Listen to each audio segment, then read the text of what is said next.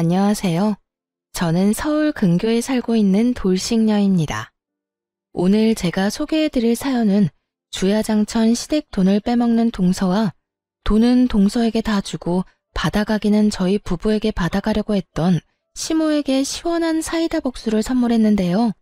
물론 남편 놈도 두 인간과 별반 다르지 않아 이혼을 해버렸고요. 그러면 자세한 이야기 시작해보도록 할게요. 저와 남편은 알바를 하다 만나 결혼까지 하게 된 부부였어요. 저희가 결혼을 할 당시 시댁과 친정에선 저희의 결혼에 보탬을 줄 형편이 되지 못했고 저희 역시 가진 것이 없었죠.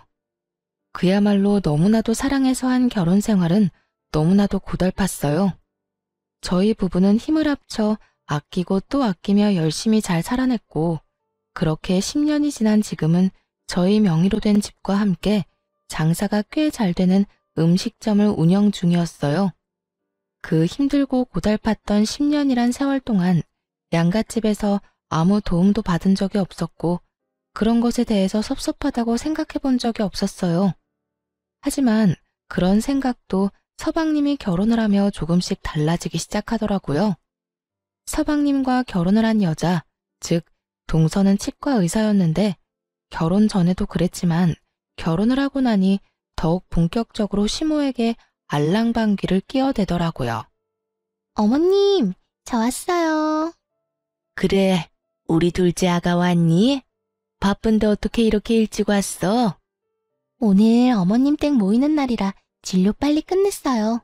아참, 이거 제가 어머님 드리려고 만들어 온 반찬인데 입맛에 맞지 않으시더라도 맛있게 드셔주세요. 어머나, 그렇지 않아도 환자 때문에 바쁜 애가 언제 이런 걸 또 만들었대? 고맙다 고마워. 잘 먹으마. 누가 보아도 반찬집에서 산 반찬을 통에 담아온 것인데 시모는 큰 감동을 한 사람처럼 동서의 손까지 잡으며 고맙다고 하더라고요. 제가 이때껏 제가 반찬을 해드릴 때는 단 한 번도 고맙다는 말을 들어본 적도 없을 뿐더러 그날 역시 제가 만든 반찬으로 냉장고가 가득 차 있었는데도 불구하고 시모는 이런 대접은 처음이라는 듯 동서의 행동에 고마워하더군요. 그것을 시작으로 동서는 시모에게 온갖 방법으로 잘 보이려고 했고 그런 동서에게 푹 빠져버린 시모는 오로지 동서만을 위한 시어머니가 되어버렸죠. 시모는 동서가 어떻게 행동하든 말든 동서에게 푹 빠져 위계질서란 다 무시하고 저만을 부려먹기 일쑤였거든요. 심지어 제가 가게 일을 하다가도 불려가는 일이 생겨나기 시작했어요. 첫째야, 바쁘니? 점심 장사는 다 끝났지 않아? 네, 이제 슬슬 손님들 빠지는 시간이긴 해요. 이제 손님 빠지면 뒷정리하려고 준비하고 있어요. 왜 그러세요? 집에 좀 잠시 오거라. 네? 지금이요? 그래, 지금 좀 와서 나 점심 좀 차려주려무나. 내가 아침부터 몸이 영 좋지 않아서 아직 한 끼도 제대로 못 먹었어. 아까 둘째랑도 통화했는데 내 목소리가 좋지 않다면서 조금 있다가 집에 온다고 했으니 너도 좀 와서 우리 먹을 것 좀 차려줘. 온 김에 둘째 얼굴도 보고 겸사겸사 얼마나 좋니? 겸사겸사 누구에게 좋은지 모르겠지만 시모는 무슨 일만 생기면 겸사겸사 다 좋다며 저를 시댁으로 불러댔고 저는 하는 수 없이 시댁에 가곤 했죠. 다른 것도 아니라 매번 몸이 아프다는데 안 간다고 딱 자르기도 곤란하기도 했으니까요. 다정한 시모는 아니었지만 그렇다고 해서 이런 식으로 일하는 사람을 왔다 갔다 하게 만드는 사람은 아니었는데 동서와 가까워진 시모는 저를 거의 종부리듯 부려먹기 시작하더라고요. 사실 남편은 저희가 힘든 시절에도 효자이기로는 둘째가라면 서러운 사람이었거든요. 그렇기에 이런 시모의 행동에도 아무 말이 없었고 저 역시 남편에게 말해봤자 입 아플 것이 뻔해 굳이 왈가왈부하지 않았었는데요. 하지만 이렇게 잘 참아내던 저도 폭발하고야 마는 일이 일어났어요. 그날은 시모의 생신이었어요. 급하게 수술 스케줄이 잡혔다는 동서는 상차림 준비에 쏙 빠져버리고 혼자 독박으로 생신상을 준비하고 있었어요. 동서가 시집 오기 전부터 혼자 하던 일이라 별 생각 없이 평소 하던 대로 음식을 준비하고 있었죠. 그렇게 하나둘씩 마무리하고 있었고 마지막으로 튀김을 하려는데 식용유가 뚝 떨어졌더라고요. 심부름 시킬 사람도 없고 이미 너무 지친 터라 그냥 하지 않을까 싶었지만 시무와 남편이 튀김을 워낙 좋아해 빼기가 그렇다고요. 하는 수 없이 전 식용유를 사러 잠시 나가게 되었고 식용유를 사고 집으로 돌아오는 길에 아파트 앞에 주차된 차에서 내리는 동서를 보게 되었어요. 동서는 누군가와 통화 중이었는데 그 내용이 정말 헛웃음이 나게 가관이더라고요. 나? 오늘 어머님 생신이라니까. 매년 오는 생신 뭐가 그렇게 중요하다고 이 야단법석인지 모르겠어. 형님은 꼼짝없이 지금 음식 준비하고 있을 거고 난 수술 있다고 거짓말하고 지금 왔어. 오늘 오전 진료만 있는 날인데 누가 알기나 하겠어? 하여튼 그냥 밖에서 간단하게 밥이나 먹고 헤어지면 되지. 이게 무슨 사서고생인가 몰라. 말이야 바른 말이라고. 날 낳아준 부모님도 아닌데 왜 내가 시부모님 생신상을 차려야 하는지 모르겠더라니까. 응, 그래서 거짓말 좀 했지. 우리 형님? 우리 형님은 그런 잔머리도 없어. 아마 지금쯤 혼이 빠지게 음식 준비하고 있을걸? 하여튼 난 이제 들어가 봐야겠다. 들어가면서 힘든 연기 좀 해야지 뭐. 나중에 내가 전화할게. 동서는 동네방네 소문을 다 낼 작정인지 큰 소리로 통화하며 하하호호거리고 있었고 전 그런 동서에게 다가가 어깨에 손을 올려버렸죠. 동서, 지금 이 말이 다 사실이야? 어머나, 깜짝이야.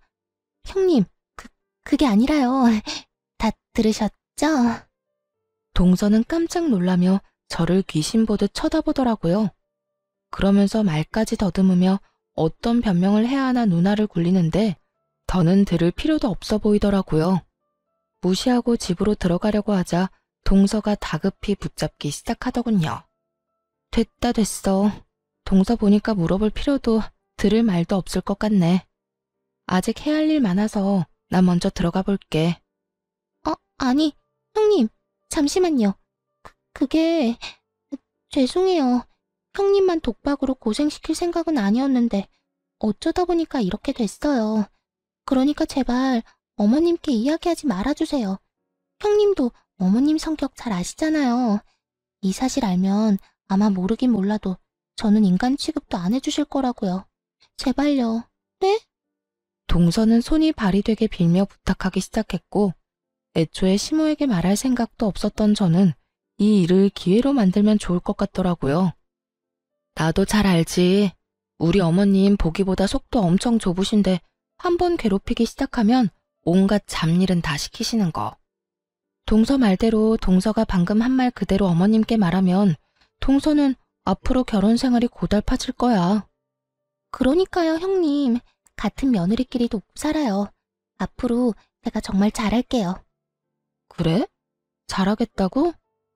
그래, 그러면 앞으로 동서가 얼마나 잘하는지 한번 지켜보고 어떻게 할지 결정할게. 앞으로 잘 부탁해, 동서. 그날 동서는 제 입이 무섭긴 무서웠는지 남은 음식부터 시작해서 뒷정리까지 혼자 다 하더라고요.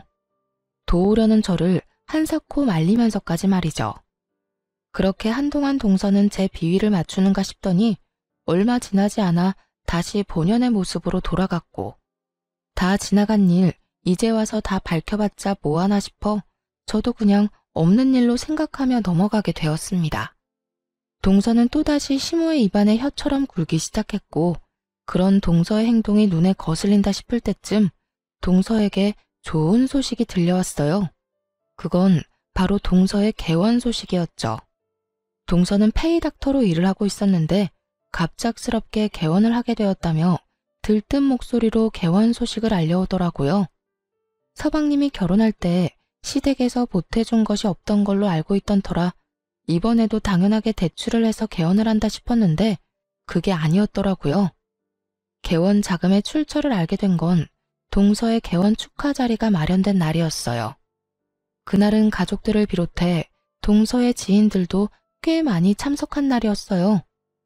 한참을 병원을 둘러보던 전 화장실에 가게 되었고 화장실에서 동서의 지인들이 나누는 대화를 듣게 된 것이었죠. 지수, 정말 시집 하나는 잘 갔다니까. 시댁에서 지금 사는 집 살 때 돈도 보태주고 이번에 병원 개원도 시댁에서 도와줬다며? 그 덕에 대출 거의 없이 병원 개원한다고 입이 귀에 걸렸더라. 그러니까 개원하는데 한두 푼 드는 것도 아닌데 시어머니를 얼마나 잘 구워 삶았으면 그 큰 돈을 떡하니 내주냔 말이야. 계집애, 시어머니한테 잘 보이려고 가진 애를 쓰더니 결국 병원을 받아내는구나. 그러니까 지수가 어른들하고 잘하고 그런 캐릭터가 아닌데 시어머니한테 잘한다 싶었더니 다 계획이 있었던 거야. 이런 점은 우리가 배워야 한다니까. 이랬든 저랬든 떡하니 병원 개원하는 것 좀 봐. 정말 기가 막히더라고요. 저희가 그렇게 힘든 세월을 견뎌낼 때도 저희에게 돈 100원 한 번 준 적 없던 시모였는데 적어도 몇 억이 되는 돈을 턱하니 내놓았다고 하니 속이 쓰릴 수밖에 없더라고요. 물론 자기 돈이니 어떻게 쓰든 그건 시모 마음이겠죠. 하지만 집안의 온갖 행사와 잡일은 장남인 남편과 맏며느리인 저한테 시킬 땐 언제고 막상 지원은 차남인 서방님과 놀고 먹는 동서에게 다 해주고 있었다니 진심으로 섭섭하더라고요. 모든 사실을 알게 된 저는 개원 축하 자리도 잊은 채 서둘러 돌아와 버렸고 저녁이 되어서야 집으로 돌아온 남편은 갑자기 사라진 저에게 화를 내기 시작하더군요. 당신 갑자기 사라져서 어딜 갔나 했더니 집에 와 있었어? 이게 뭐 하는 짓이야? 다들 당신 얼마나 찾았는지 알아? 찾기는 무슨. 그렇게 찾았다는 사람들이 전화 한 통이 없더라. 그나저나 당신 알고 있었어? 서방님 신혼집 구할 때도 그렇고 이번에 동선에 병원 개원할 때도 돈 줬다고 하더라. 개원은 거의 어머님 돈으로 한 거라고 하던데 제 말을 들으면 깜짝 놀랄 것이라고 생각했는데 제 예상과는 달리 남편의 반응은 평온 그 자체였어요. 전 직감적으로 남편이 이미 모든 사실을 알고 있음을 눈치챘어요. 그래? 그런데 당신은 그걸 어떻게 알았어? 나야 어쩌다 보니. 그런데 당신 반응 보니까 당신도 알고 있었던 눈치다? 언제부터 알고 있었던 거야? 왜 나한텐 말 안 했어? 저의 닭달의 남편은 태연한 얼굴로 저를 쳐다보지도 않고 이렇게 말을 하더군요. 중요한 문제도 아니고 해서 말한다는 걸 잊었어. 굳이 말할 필요도 없는 문제라고 생각했고. 남편의 말을 듣는데 섭섭함이 가득 차오르더라고요. 저희가 가게를 열 당시 아무리 끌어다 모아도 돈이 조금 부족해 시모에게 조금만 도와달라며 부탁을 드린 적이 있었는데 단칼에 그런 돈은 절대 없다며 난색을 보이던 시모의 얼굴이 떠오르며 그 섭섭함은 곱절이 돼버렸어요. 이게 무슨 경우야? 당신은 안 섭섭해? 나만 섭섭한 거야? 시댁에서 일어나는 크고 작은 일은 나랑 당신이 다 하는데 돈은 서방님하고 동서가 다 받아간다고? 이 사실이 나만 섭섭한 거야? 당신은 기억도 안 나? 우리 가게 열 때 돈 몇백 없어서 어머님한테 빌려달라고 했는데 단칼에 거절당한 거. 심지어 그냥 달라는 것도 아니고 바로 갚아드린다고도 했었고 그 전에는 어머님께 용돈을 드리면 드렸지 도와달라고 단 한 번도 말씀드린 적도 없었어. 그런 우리한테는 고민도 없이 없다고 했던 분이 어머님이라고. 섭섭할 게 뭐가 있어. 엄마 돈을 엄마가 어디에 쓰든 그건 엄마 마음인데. 당신이야말로 지금 이상한 거 알아? 왜 이렇게 흥분을 한 거야? 당신 혹시 우리 집 돈이라도 노리고 이때껏 맏며느리 노릇한 거야? 왜 이렇게 흥분을 했냐고? 지나가는 사람 붙잡고 물어봐. 내가 흥분 안 하게 생겼나? 그리고 당신 집에 내가 노릴 만한 돈이 있는지도 난 몰랐다고. 난 그저 지금 내가 이렇게 섭섭한 마음에 공감하고 이해해달라는 것뿐이야. 그런데 당신은 그 쉬운 거 하나 못 해주고 그저 날 이상한 사람으로 몰아가잖아. 사람인지라 일은 일대로 하고 시집살이는 시집살이대로 당했는데 도움은 애먼 사람이 다 받았다고 생각하니 심사가 뒤틀리긴 하더라고요. 거기에다 저희가 정말 힘들어 몇백만 원이 필요할 땐 남일 보듯 나몰라라 하던 시모가 동서 내외한테는 집 마련하는 것도 도와주고 개원까지 해줬다니 피가 거꾸로 솟는 느낌이었죠. 그래서 예전에는 우릴 도와줄 그 큰 돈이 없었을 수도 있다며 애써 생각을 삼켰죠. 그리고 돈이 갑자기 하늘에서 뚝 떨어져 동선에는 도와줬을 수도 있다며 마음을 달랬지만 남편이 저런 식으로 나오는 건 어떤 식으로 달래봐도 달래지지가 않더라고요. 제가 막말로 시모에게 가서 돈을 받아오라는 것도 아니고 그저 이 속상함과 섭섭함을 공감해달라는 것뿐인데 시댁 일엔 그릇 하나 깨졌대도 큰일 났다며 난리를 부리는 사람이 정작 이런 일엔 제 감정 하나 공감해주지 못하니 정말 화가 다 나더라고요. 저는 여전히 씩씩거리며 남편에게 따져 물었고 남편은 여전히 그런 제가 전혀 이해되지 않는다는 듯 저를 그저 돈만 밝히는 속물로 몰아가더군요. 공감, 이해, 그런 게 뭐라고 이 난리를 부리는지 모르겠네. 당신은 아직 그런 감정이 중요해?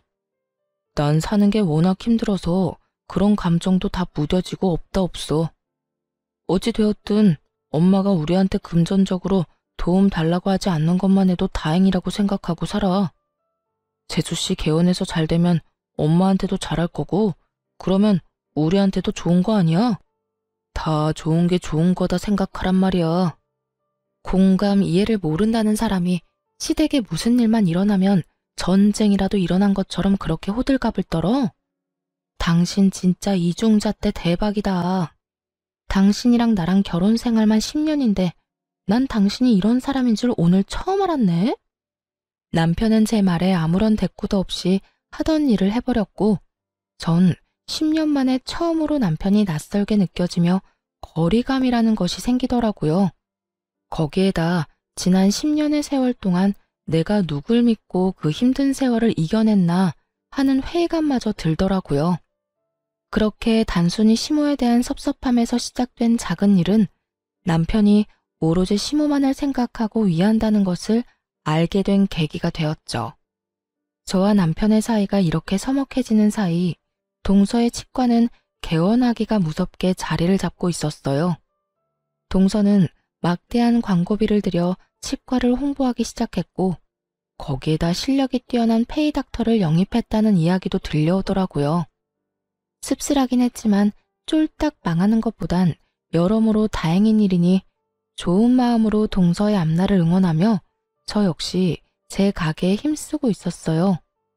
늘 그러했듯 남 도움을 바라지 않고 스스로 잘 살아내보자 다시 한번 의지를 불태웠던 것이었죠.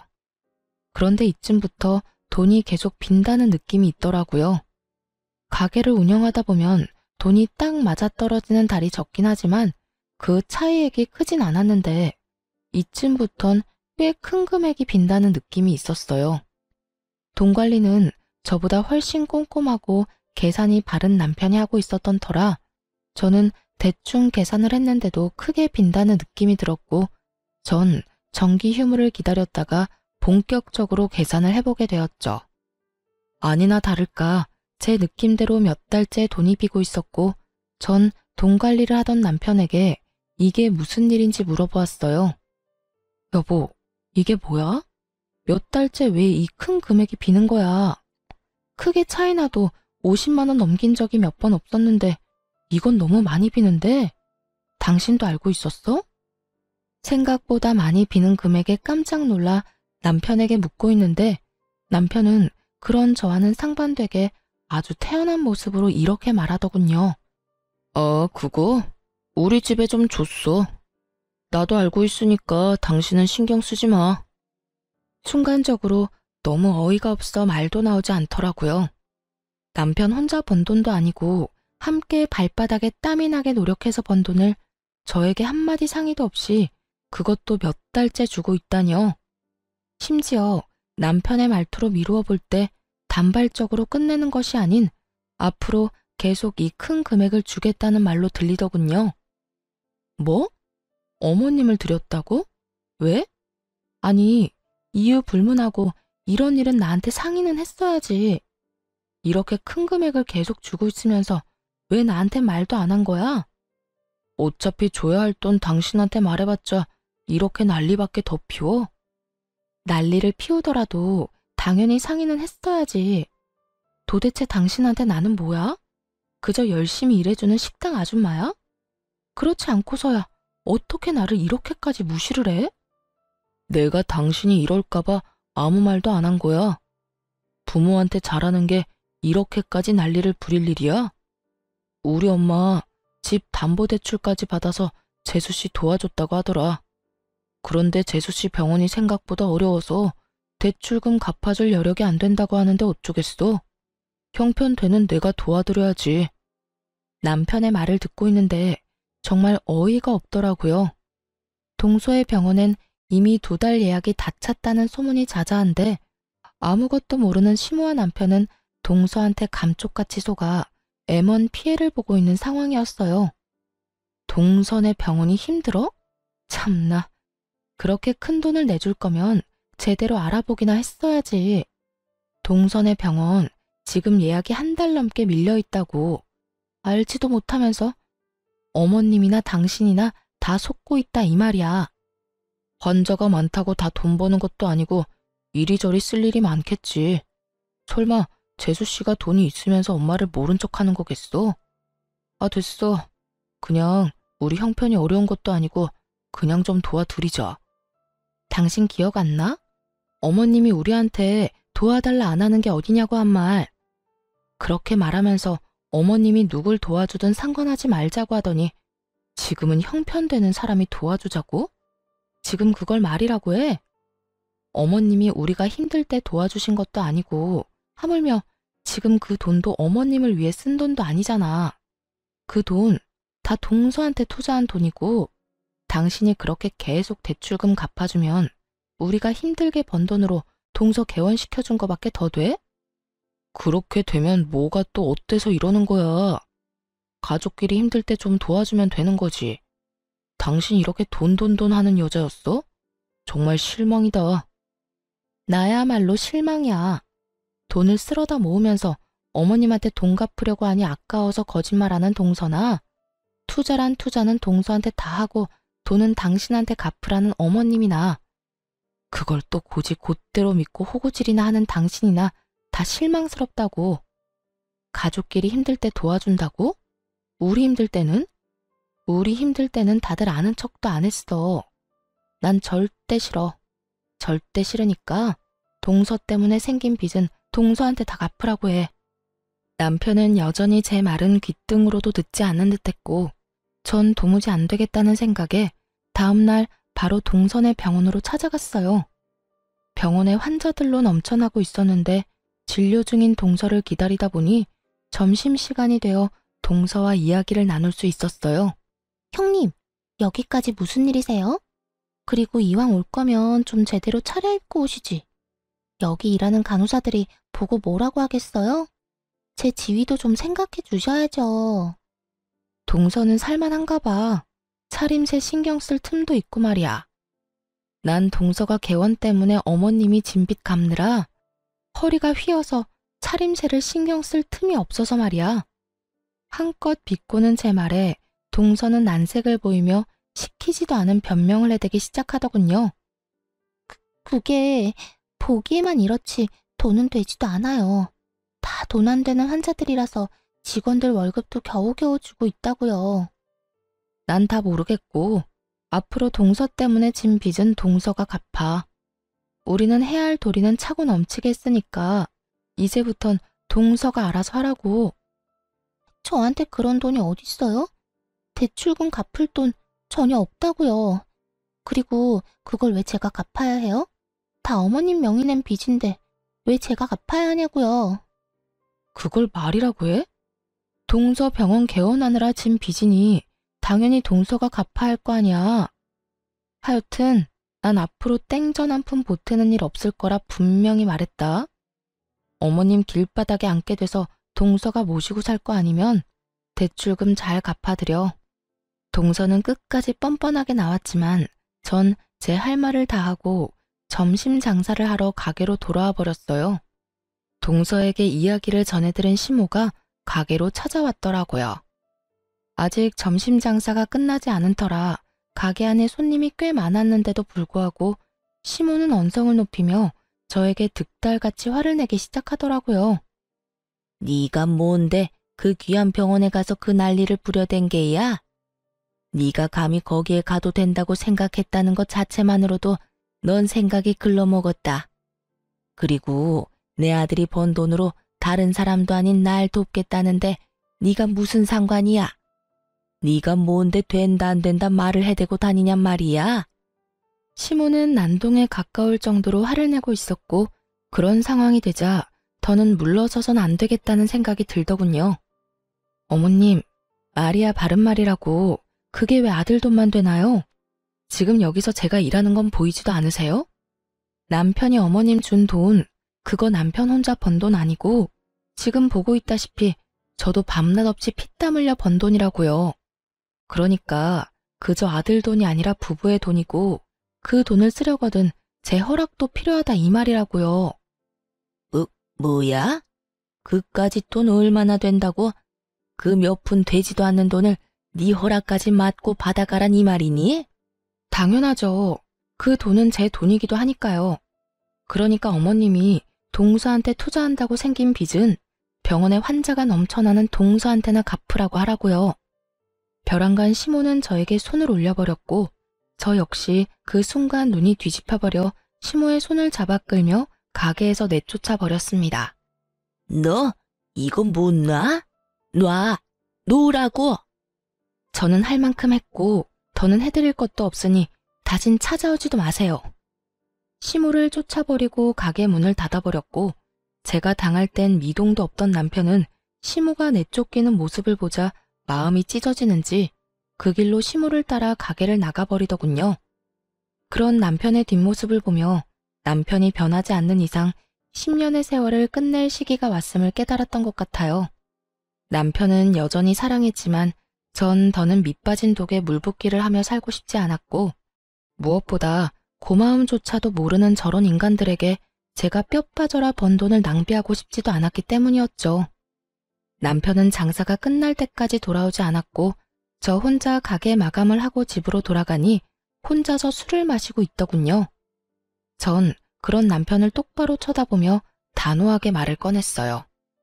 확실하게 짚고 넘어가야 할 문제가 있어. 당신 지금처럼 계속 어머님 빚 갚아줄 거야? 내가 반대한다고 해도? 제 말에 남편은 고개를 잠시 들어 힐끗 보고는 이내 술잔을 기울이며 당연하다는 듯 말을 하더라고요. 그러면 어떡해. 나 아니면 우리 엄마 길거리에 나앉게 생겼는데. 당신이 반대해도 나는 도울 거야. 그나마 있던 신랄 같은 기대도 사라지고 전 확고해진 제 마음을 전달하기로 했어요. 그래? 그러면 알겠어. 당신이 당신 부모 돕겠다는 걸 내가 말릴 수는 없고 그냥 나랑 이혼을 해. 그리고 당신 집 마음껏 도우면서 살아. 뭐? 당신 지금 이혼이라고 그랬어? 우리가 여유가 없는 것도 아니고 이제 우리도 먹고 살만 하잖아. 그런 우리가 엄마 좀 돕는 게 이혼할 사유가 돼? 당신은 어떻게 생각할지 몰라도 난 싫어. 어머님이 정말 순수하게 생활고에 시달린다고 하면 나 도울 수 있어. 그냥 돕는 것도 아니고 최선을 다해서 할 수 있는 방법은 다 동원해서 어머님 도와드릴 수 있다고. 그런데 지금 상황은 그런 상황이 아니잖아. 돈을 갚아야 할 사람은 따로 있고 그 사람도 충분히 능력이 되는데 왜 우리가 그 돈을 갚아야 하냐 이거야. 당신 이렇게까지 속물이었어? 어떻게 돈 때문에 10년을 같이 산 나한테 감히 이혼하자는 말까지 할 수가 있어. 내가 단지 돈 때문에 이러는 것 같아? 처음엔 돈이었지. 그런데 난 지금 당신한테도 실망이 커. 솔직히 말하면 시댁 일이라면 물불 가리지 않는 당신 보면서 오만 정이 떨어지려고 한다고. 그러니까 그냥 이혼해. 난 더는 이 결혼에 미련 없어. 이미 전 남편에 대한 사랑보다 제 삶에 대한 불쌍한 감정이 더 컸고 이혼을 해도 미련 없이 돌아설 수 있다는 확신이 있었기에 더욱 단호하게 이혼을 말하게 되었어요. 없이 살다가 돈 좀 만지다 보니까 아주 미쳤구나. 그래서 돈밖에 눈에 보이는 게 없어? 그래, 이혼하자. 그까짓 이혼해도 나도 아쉬울 거 하나 없어. 이거 왜 이래? 그래, 당신이 그렇게 나오니 소송까지 할 필요는 없을 것 같고 재산 정리해서 정확히 반반으로 나누고 찢어지자. 그래도 10년 산 정이 있는데 시끄럽고 구질구질하게 끝내지 말고 깔끔하게 끝내자고. 그래, 바라던 바야. 10년의 세월이 무색하리만큼 저와 남편은 이렇게 간단하게 이혼을 하게 되었고 가게를 비롯해 모든 재산은 정리해 정확히 반반으로 나누고 저흰 각자의 길을 가게 되었습니다. 이혼을 할 당시 전 남편은 저에게 본인이 전 시댁의 식구들한테 말할 테니 한동안은 아무 말도 말아달라는 마지막 부탁을 하더라고요. 전 굳이 그 사람들과 말을 섞고 싶지 않아 알겠다고 말했죠. 그렇게 모든 정리를 하고 새 출발을 시작했죠. 마음이 아프지 않았다고 하면 거짓말일 테고 마음이 아프기도 했고 제 예상보다 많이 미련이 남은 것도 사실이었어요. 하지만 미련 때문에 전 남편과 계속 부부관계를 유지하기엔 다른 사람 좋은 일만 시킬 앞날이 뻔했고 무엇보다 시댁을 향한 전 남편의 무조건적인 태도에 질릴 대로 질렸거든요. 마음 굳건히 먹고 제 앞날만을 보며 살기 시작했어요. 이혼을 하고 난 후 저는 다른 동네에서 새 가게를 차리게 되었고 레시피는 제 머릿속에 다 있었던 터라 점점 파리만 날린다는 전 남편의 가게와는 달리 제 가게는 소문에 소문을 타고 점점 더 장사가 잘 되어가고 있었죠. 점점 가게가 바빠지자 혼자로선 감당이 안 되었고 다른 사람을 믿을 수가 없어 남동생까지 불러 홀을 맡기고 전 주방 일을 보곤 했어요. 그렇게 전 이혼에 대한 아픔을 이겨내고 다시 새 출발을 잘 하고 있었습니다. 그러던 어느 날 한 손에 짐을 든 전 시모와 함께 동서까지 가게로 찾아온 것이 아니겠어요? 이혼한 지가 언젠데 왜 찾아왔나 싶어 쳐다보고 있으니 동서가 한숨을 푹 내쉬며 입을 열더군요. 아, 어머님 집 결국 경매로 넘어가게 됐어요. 장사가 이렇게 잘 되는데 무슨 돈이 없다고 그리도 오는 소리를 해대신 건지. 어쨌든 형님네가 대출금 안 갚아줘서 이렇게 된 거니까 형님이 책임지세요. 보아하니 돈방석에 앉으신 것 같으니 형님이 어머님 모시고 사시든지 아니면 집을 마련해 주시든지 알아서 하라고요. 뭐라고? 그게 무슨 말이야? 왜 내가 나랑 상관도 없는 사람을 모셔야 해? 이 집 효자 장남은 어쩌고 나한테 왔냐고. 형님, 말 진짜 이상하게 하네요. 아주버님이 맡고 계신 1호점은 망하기 직전이고 형님이 맡고 있는 2호점은 초대박이 났으니 당연히 이리로 어머님을 모시고 왔죠. 파리만 날리는 가게에 가서 어머님 모시란 말을 어떻게 해요? 어찌되었든 형님이 맏며느리니까 알아서 하세요. 난 그럴 생각 없으니까 당장 다시 데리고 가. 아, 나도 모른다고요. 우리 먹고 살기도 힘들어 죽겠는데 내가 왜 어머님까지 모시고 살아요? 내가 맏며느리도 아니고 형님이 계시는데. 들어보니 전 남편은 그때까지도 이혼 사실을 숨기고 있는 듯 하더라고요. 가게 1호점은 전 남편이 2호점은 제가 맡아서 하고 있다는 말도 안 되는 거짓말을 하고 있었고 전 남편의 가게가 망해가자 전 시모에게 도움을 주지 못하게 되었고 그렇게 빚 독촉에 시달리던 전 시모는 결국 경매로 집까지 넘어가게 된 것이었어요. 동서의 손에 들린 명품 가방만 보아하니 치과는 계속 잘 되는 듯한데 집까지 경매로 넘어갔다고 하는 걸 보니 동서는 시모를 도울 생각은커녕 모실 생각조차 없어 보이더군요. 즉 금전적인 도움만 받고 더 줄 것 없는 시모를 저에게 버리겠다는 거죠. 귀찮은 짐짝 떠넘기듯 저에게 데려가라고 하는데 이게 진짜 인간이 맞나 싶더군요. 심지어 제가 대답도 하기 전에 먼저 가게를 박차고 나가버렸어요. 전 그 즉시 시모를 데리고 치과로 향했고 그곳에서 제가 당한 그대로 난동을 피워버렸어요. 동서는 붉어진 얼굴로 득달같이 따지기 시작하더군요. 이게 뭐 하는 짓이에요? 여기 병원이라고요. 당장 나가지 못해요? 왜? 네가 우리 가게 와서 난동 부리는 건 되고 내가 네 병원 와서 이러는 건 안 돼? 무슨 이런 이중적인 잣대가 다 있어? 당연한 거 아니에요? 병원이랑 식당이랑 같은 줄 알아요. 당장 나가라고요. 그리고 어머님은 또 왜 모시고 온 거예요? 당장 어머님 데리고 나가라고요. 그 순간 두 며느리한테 버림받았단 사실 때문에 고달픈 시모가 그 자리에서 주저앉아 땅을 치며 울기 시작하더군요. 자신의 신세를 한탄하면서 말이죠. 아이고, 아이고, 내가 이런 꼴이나 보려고 이 나이까지 살았나. 이렇게 사람 뭐해. 그냥 확 접신물에 코 박고 영감이나 따라가야지. 곡소리가 커지면 커질수록 동서의 얼굴이 썩어가고 있었죠. 저는 손에 든 짐을 던져주며 말했죠. 수억 들인 이 병원이나 나한테 전부인 내 가게나 소중하긴 매한가지야. 그리고 너한테나 어머님이지 나한테는 아무것도 아니거든? 그게 무슨 말이에요? 나 이혼한 지 1년이 넘었어. 그런데 왜 내가 맏며느리고 왜 내가 이 아줌마를 모셔야 해?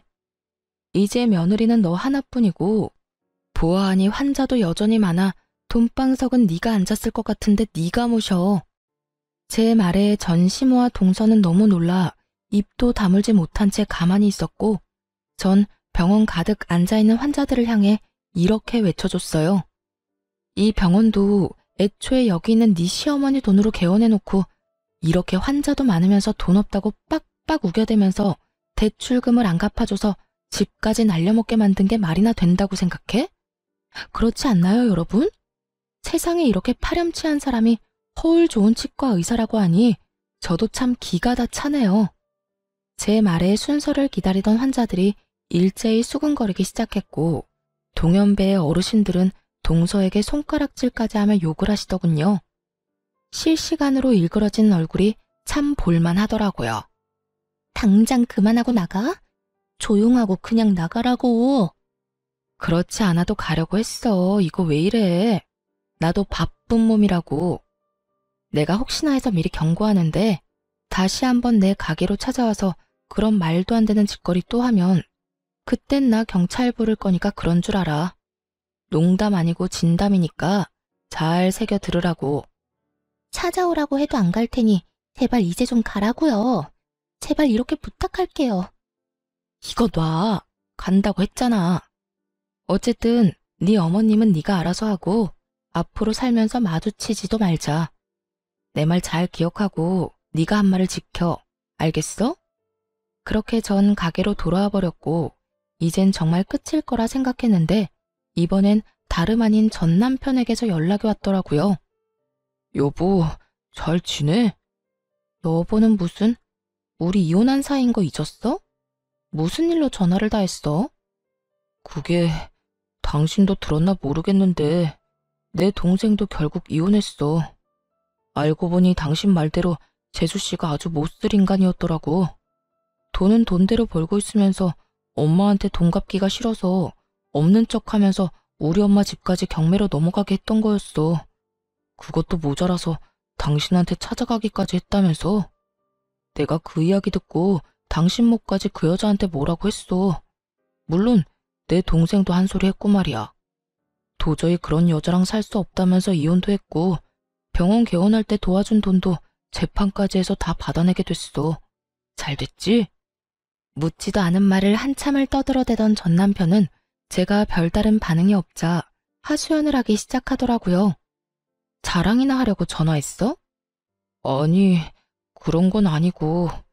사실 나 요즘 많이 힘들어.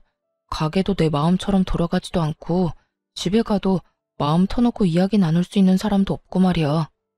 가게에 파리만 날려서 마음이 힘든 것보다 외롭고 공허한 마음에서 오는 심적인 스트레스가 너무 심한 것 같아. 정말 눈물 없인 들을 수 없는 하소연이더군요. 그러게 있을 때 잘하지. 왜 이제 와서 이런 우는 소리를 해대나 이해가 되지 않았어요. 그래서 하고 싶은 말이 뭔데? 당신답지 않게 빙빙 돌리지 말고 용건이나 빨리 하고 전화 끊어. 그게 그래서 하는 말인데 우리 다시 합치면 안 될까? 나 아무래도 당신 없이 사는 건 너무 힘들 것 같아. 당신이 있었기에 이 정도로 살았던 건데 그걸 너무 늦게야 깨달았어. 난 당신이 뒤에서 밀어주고 앞에서 끌어줘야 하는 사람인데 당신이 그렇게 가버리고 나니까 나란 인간은 아무것도 할 수가 없더라. 내가 그땐 정말 미안했어. 당신이 틀린 말하는 사람도 아닌데 내가 너무 감정적으로 당신을 대했던 것 같아. 만약 당신이 한 번만 더 기회를 준다면 남은 삶은 당신만을 위해서 살게, 응? 기어코 전 남편의 입에선 재결합 이야기가 나오고 있었고 대충 예상을 했던 전 놀랍지도 않더군요. 그저 이렇게까지 뻔뻔한 인간이었다는 사실이 조금 놀라울 뿐이었죠. 당신이 후회한다고 돌아오라고 하면 내가 10년 세월을 생각해서 다시 돌아갈 거라고 생각했어? 난 당신한테 이혼하자고 하는 순간부터 내 인생에서 당신을 지웠어. 내가 만약 당신한테 조금이라도 미련이 있었다면 동서가 당신 엄마 데리고 우리 가게로 왔을 때 그런 식으로 당신 엄마를 동서 병원에 다시 데려다 놨을까? 당신은 그때도 날 몰랐지만 여전히 날 잘 모른다. 이런 남자인 줄도 모르고 10년 세월을 그 갖은 고생이란 고생은 다 하고 산 내가 바보 멍청인 거지. 여보, 내가 다 미안해. 앞으로는 나보다 당신을 더 생각하면서 살게. 엄마 돕는 것도 당신이 싫다고 하면 절대 안 할 거고 당신이 돈 관리도 다 해도 좋아. 난 당신이 주는 돈만 쓰면서 살아도 좋다고. 그러니까 제발 나 좀 받아줘. 잘 들어.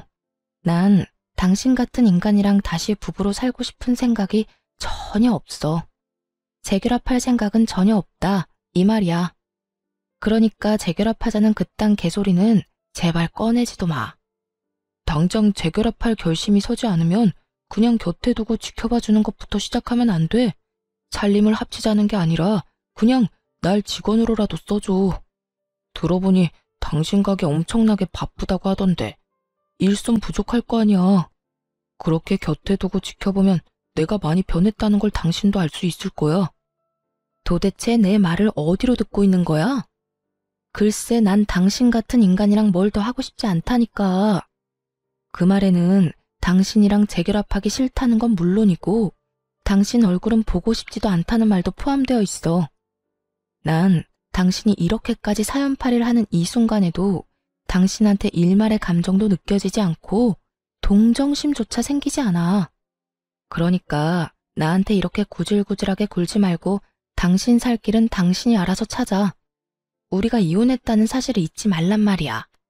그리고 마지막으로 하는 부탁인데 나한테 2번 다신 연락하지 마. 알겠어? 여보, 여보, 여보. 다급하게 저를 불러댔지만 전 그대로 전화를 끊어버렸고 그 다음날 바로 번호를 바꿔버렸어요. 그 후 들리는 소문엔 이혼한 동서는 환자 많은 병원만 믿고 대출을 내서 전 시모에게 돈을 돌려줬는데 계획대로 된 일은 하나도 없었다고 하더군요.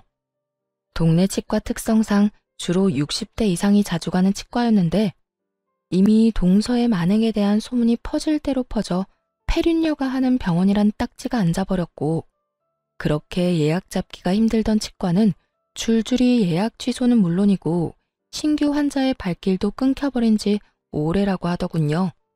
아마 병원 문 닫는 것도 시간 문제이지 않을까 싶었어요.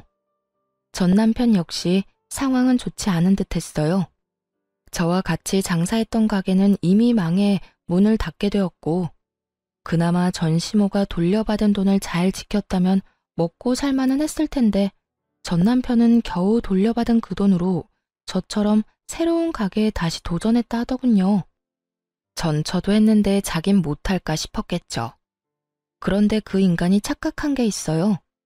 예전에 함께 장사했던 가게는 돈 관리만 자신이 했을 뿐 음식 레시피 개발부터 식자재 관리, 손님 응대 그 모든 걸 제가 도맡아 했거든요.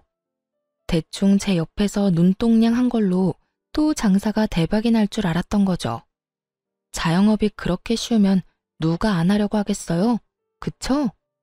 아무런 노력도 없이 도전한 가게는 2달 만에 망했고 돈을 날리는 건 역시 시간 문제였죠. 그러게 진작 제 말을 좀 잘 듣고 저와 잘 살았다면 저런 식으로 깡통 차는 일은 없었을 텐데 라고 생각했네요. 그 후 전 여전히 가게를 운영하며 잘 지내고 있습니다. 어느 회사에서 저희 식당 메뉴 중 가장 인기 있는 메뉴로 밀키트를 만들어 보는 것이 어떠냐는 제안을 받게 되어 여러 시도들을 해보느라 바쁜 날들을 보내고 있네요. 가게는 어느새 2호점까지 생기게 되었고 2호점은 남동생이 맡아 하고 있어요. 동생이 얼마나 열심히 하는지 어떤 날은 1호점 하루 매출을 넘기는 날도 있다니까요. 제 동생이지만 정말 대단하지 않나요? 저는 일이 너무 바빠 만나는 사람은 없지만 언제든 기회만 된다면 연애를 할 생각은 얼마든지 있어요. 이혼을 후회한 적도 분명히 있긴 했지만 지금은 제 생활과 제 삶이 너무나도 만족스러워 행복한 나날들을 지내고 있답니다. 이렇게 저의 긴 사연도 끝이 났네요. 긴 사연 끝까지 함께 해주신 모든 분 감사합니다. 모두 행복하세요.